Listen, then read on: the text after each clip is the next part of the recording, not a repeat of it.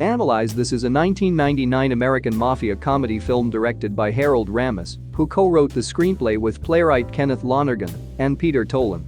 The plot follows a crisis-stricken mafioso, Robert De Niro, who solicits the assistance of a reluctant psychiatrist, Billy Crystal.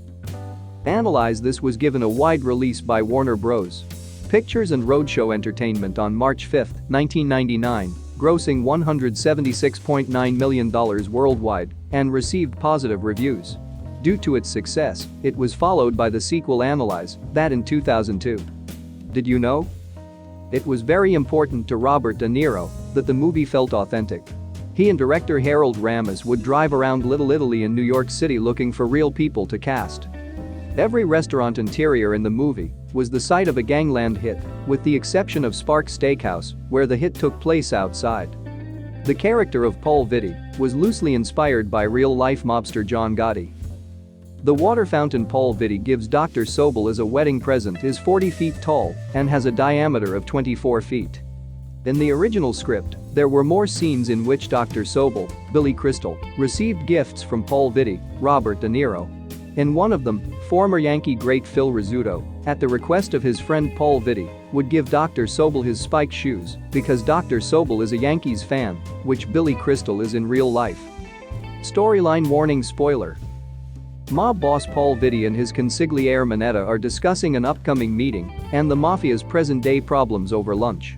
Just as Minetta warns Paul to look out for Primo Sinden, an up-and-coming mafioso who wants to be capo di tutti capi, gunmen drive past and kill Minetta. Paul narrowly escapes. Psychiatrist Ben Sobel is stressed. His son from his first marriage spies on his sessions, his patients are not challenging enough, and his wedding to Laura McNamara is upcoming. Ben rear-ends a car belonging to Paul and the trunk opens, revealing a man bound and gagged inside, which Ben and his son do not notice. Jelly, one of Paul's men, takes the blame, but Ben gives Jelly his business card in case he changes his mind regarding compensation. During a meeting, Paul has a panic attack and tells Jelly that he needs to see a psychiatrist, but it has to be kept a secret, and Jelly recommends Ben. Paul visits Ben, claiming his friend needs therapy, but Ben sees through the lie and realizes Paul is talking about himself, impressing Paul enough to want to see him constantly, to Ben's frustration.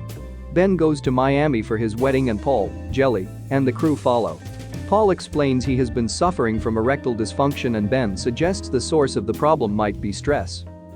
The next day, Paul has another panic attack and requests to see Ben.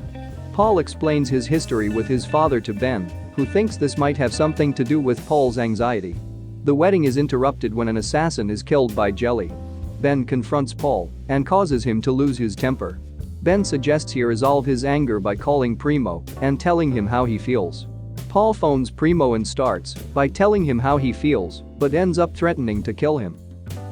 Ben and his family return to New York, where they find a fountain in their garden, a gift from Paul. The FBI arrive and request Ben inform on Paul, but he refuses despite the FBI's threats.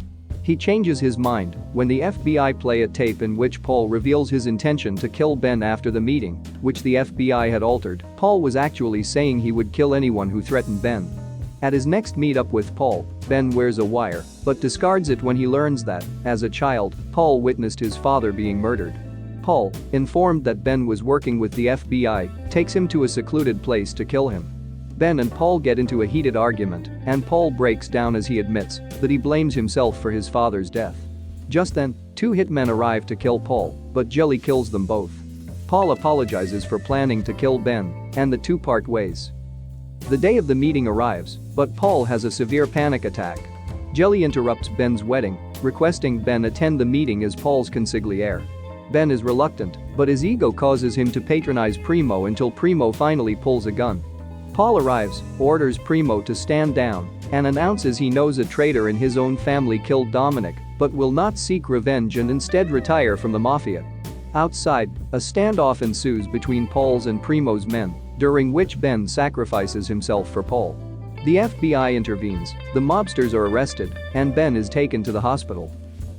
Ben visits Paul in prison, and Paul thanks Ben for his help before informing him that Primo is dead. At home, Ben dances with his new wife as Tony Bennett serenades them. See you later.